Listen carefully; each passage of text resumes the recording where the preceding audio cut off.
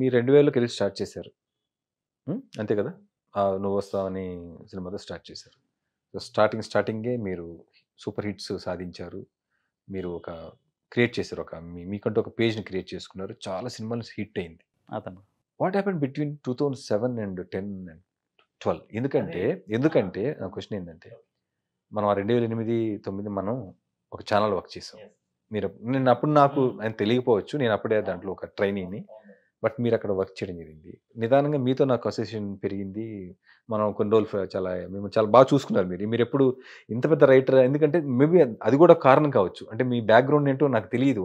మీరక్కడికి కూడా ఒక రైటర్‌గా చేరారు గానీ, ఇన్ని హిట్ సాంగ్స్ మీరు రాసేసారు. మీ వెనక ఇంత చరిత్ర ఉన్నది నాకు ఆ రోజుకి తెలీదు. I'm really very sorry for that. తెలీదు. అయినా కూడా నేను చాలా చదువుకునేవాడిని కదా. చదువుకున్నారు మీరు. నేను అప్పుడు కూడా ఎక్కడ మీరు తమ్ముడని పిలిచేవాడిని. నాతోనే కాదు. మీరు నాకు చాలా Yes. ప్రేమగా తమ్ముడిని పిలిచేవాళ్ళు. మీరు చాలా బాగుండేవారు అందరితోటి. అందరితోనే ఉండేవాడిని. యెస్.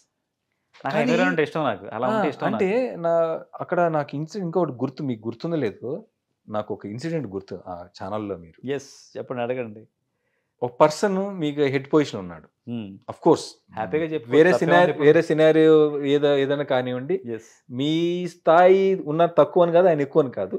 బట్ అక్కడ పొజిషన్ వల్ల మీ పైన ఒక అది ఉన్నాడు. విద్యుత్ విషయంలో కావచ్చు, సీనియారిటీ విషయంలో కావచ్చు, చెప్పాలంటే మీతో కంపారిజన్ లేదు.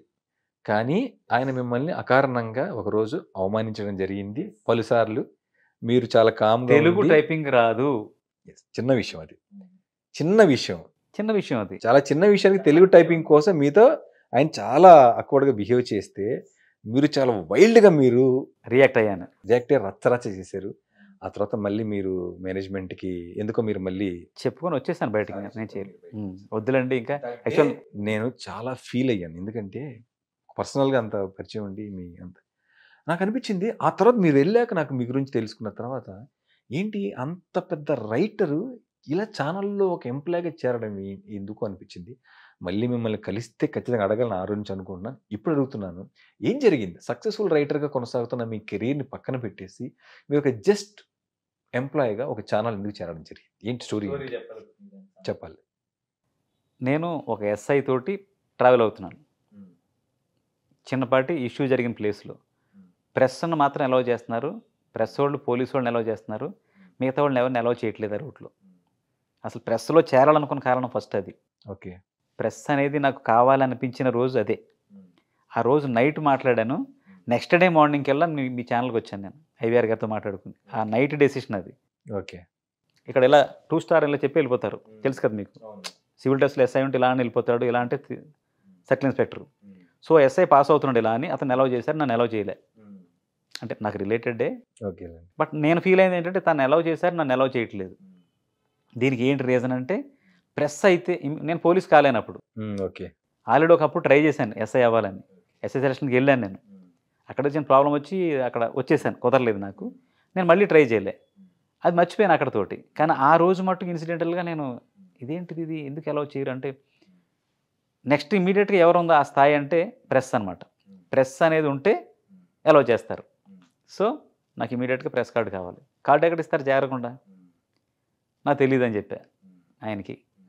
ఆయన సీరియస్గా తీసుకుని నేను వదిలే అవకాశం కనపడలేదు. ఐవీఆర్ గారితో మాట్లాడి అనిల్ గారికి చెప్పి మొత్తాన్ని తీసుకెళ్ళి పొద్దున్న మీ ఛానల్లో జాయిన్ చేశారు. ఫస్ట్ జాయిన్ అవ్వడానికి రీజన్ అదే. అప్పటికి పాటలు తక్కువై చేరలేదు రియల్గా. అలా చేరాను. బట్ నేను ఉన్నాను లోపల. అంటే ఇక్కడ ఉంటే రిలేటెడ్గా సాంగ్స్ కూడా వస్తాయి కదా. ఛానల్లో ఉన్నామంటే తప్పుగే ఉంది. దానికి ఇక్కడ సినిమా వాళ్ళు కూడా కొంత కనెక్టివిటీ ఉంటుంది కదా. ఇక్కడ నేను డిబేట్స్ నాకేంటంటే పాటే అనుకుని ప్రాకులాడలేదు తమ్ముడు. డిబేట్స్ చేయొచ్చు. ఒక టాపిక్ గురించి అనర్గళంగా గంట మాట్లాడవచ్చు. నేను మాట్లాడగలను. ఆ నమ్మకం నాకు ఉంది. సో ఐవీఆర్ గారు కూడా అదే అన్నారు. మీరు వస్తే మీకు లైవ్ డిబేట్స్లో కూర్చోబెడతాం అని తీసుకున్నారు నన్ను. ఓకే. అలా ఛానల్కి వచ్చాను ఫస్ట్.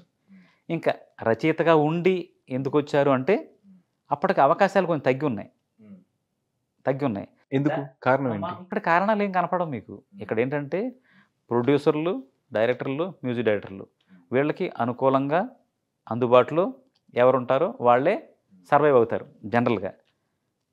ఏంటి అనుకూలత అంటే బాండింగ్ ఏర్పడుతుంది. సరదాగా సాయంత్రాలు కూర్చోవటం, వాళ్ళతో ఉన్న ట్రావెలింగ్, లేకపోతే వీళ్ళు ఎక్కువ అత్యుత్సాహం చూపించడము, లేకపోతే వేరే వేరే మార్గాలు చాలా ఉంటాయి. భజన అనుకోవచ్చు దాన్ని, అనొచ్చు డెఫినెట్గా. భజన చేశారు కాబట్టి బిజీ. అంటే నాకున్న డ్రాబ్యాక్, నాకు ఉన్న మైనస్ ఏంటంటే, నాకు ఏదైనా పని ఇస్తే పర్ఫెక్ట్గా చేసి ఇవ్వడం ఒకటి తెలుసు తప్ప, నాకు ఈ ల్యాబింగ్లు లేకపోతే ఇలా చేస్తే అలా చేస్తే ఇలా చేస్తే అనేది రియల్గా తెలియదు నాకు. ఆ టైంలో నాకు తెలియదు. అంటే ఇప్పుడు తెలుసా అంటే తెలుసు, ఇప్పుడు చేయలేము. చేస్తున్నారా ఇప్పుడు? ఇప్పుడు చేయలేం కదా అలా. అప్పుడు ఆ థాట్ ఉన్నంత మాత్రాన చేసే లక్షణం మనకు ఉండాలి కదా. ఇప్పుడు నా పాట నేను బాగా రాయగలనని నమ్మి నాకు ప్రొడ్యూసర్, డైరెక్టర్, మ్యూజిక్ డైరెక్టర్ పాట ఇవ్వాలి తప్ప, మనం దానికి ఏదో ల్యాబింగ్లు చేసి వెళ్ళడం అనేది బాగోదు, కరెక్ట్ కూడా కాదు. అలా కొన్ని పాటలు పోయిన రోజులు కూడా ఉంటాయి రియల్గా. మనం రాస్తూనే ఉంటాం, ఆ పాట ఇంకోళ్ళతో రాయిస్తారు, పాట రికార్డింగ్ అయిపోయింది. అవి కూడా జరిగాయి 1-2. సో అది అక్కడ క్రైటీరియా కాదు. ఏంటంటే జనరల్గా ఏంటంటే పాట వీళ్ళ ముగ్గురు చేతుల్లోనే ఉంటుంది. ఎవరు? Director, producer, music director. ఇంకా ఒక్కోసారి హీరో ఇన్వాల్వ్మెంట్ ఉంటుంది. హీరో కూడా చెప్తారు ఒక్కోసారి. అంటే వాళ్ళు పెద్దగా తీసుకోరు, కానీ బాగా రాయించండి అనే దాని మీద ఉంటుంది. కానీ అంత డెఫినెట్గా నాకు పలానా రాయించండి అని అంత చెప్పరు వీళ్ళు ముగ్గురే. కానీ ఈ ల్యాబింగ్స్ అప్పట్లో ఉండేవి కొంత. మరి ఇప్పుడు సంగతి నాకు తెలియదు.